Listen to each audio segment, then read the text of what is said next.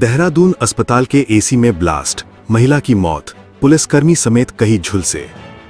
उत्तराखंड की राजधानी देहरादून में एक निजी अस्पताल में आग लगने से बड़ा हादसा हो गया।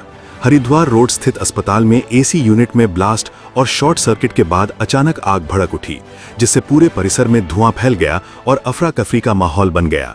हादसे में एक 55 वर्षीय महिला मरीज की मौत की खबर है, जबकि कई लोग झुलस गए। हालांकि अस्पताल प्रशासन ने आधिकारिक तौर पर मौत की पुष्टि नहीं की है।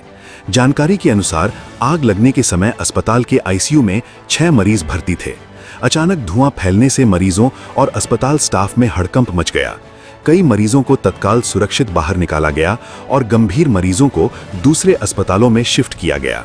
बताया जा रहा है कि कैलाश अस्पताल में लाए गए 6 मरीजों में से 2 की हालत नाजुक बनी हुई है। राहत और बचाव कार्य के दौरान कई पुलिसकर्मी और अस्पताल स्टाफ भी झुलस गए। सूचना मिलते ही फायर ब्रिगेड, पुलिस और प्रशासन की टीमें मौके पर पहुंची और काफी मशक्कत के बाद आग पर काबू पाया गया। फिलहाल हादसे के कारणों की जांच की जा रही है और अस्पताल में सुरक्षा इंतजामों की भी समीक्षा की जा रही है। हॉस्पिटल स्टाफ को जानकारी थी कि फायर एक्सटिंग्विशर चलाना है और किस तरीके से लोगों को बाहर निकालना है। फायर स्टार्ट हुई, वहाँ पर उस समय 5 से 6 लोग थे। उसी को देखते हुए तत्काल 5 से 7 मिनट के अंदर हमारी टीम यहाँ पहुँच गई थी और टीम ने पहुँचकर जितने भी पेशेंट थे अंदर सभी को सकुशल निकाल लिया था। तो सबसे जो अच्छी बात है आज की इस घटना के बाद वो ये है कि किसी व्यक्ति की हॉस्पिटल में जलने से, जैसा हमने देखा है, किसी की कोई डेथ नहीं हुई है। देखिए, आईसीयू में पेशेंट तभी भर्ती किए जाते हैं जब वो क्रिटिकल स्थिति में होते हैं, ये आप सब लोग जानते हैं।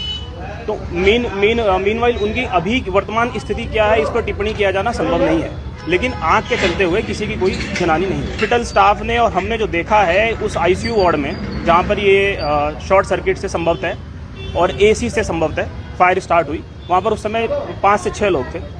सभी को निकाल लिया गया था। उसमें एक लेडीज़ और 4 जेंट्स और टोटल हॉस्पिटल में, जैसा ये लोग बता रहे हैं, टोटल 14 लोग थे। 14 के 14 लोगों को निकाला गया।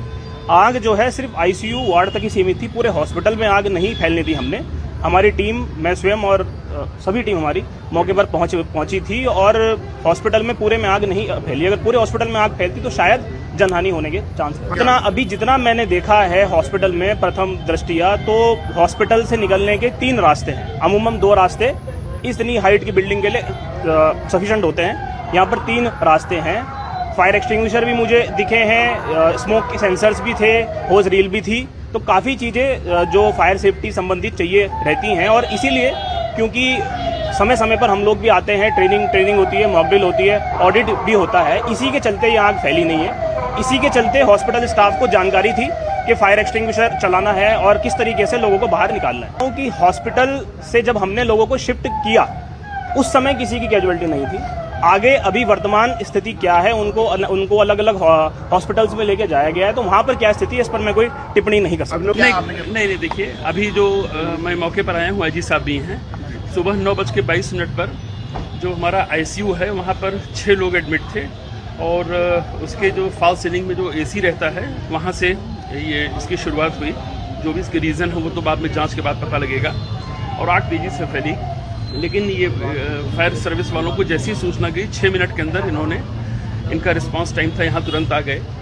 और चूँकि धुआं इसका और भी वार्डों में फैल रहा था तो कुल टोटल 14 लोगों को यहाँ से शिफ्ट किया गया है।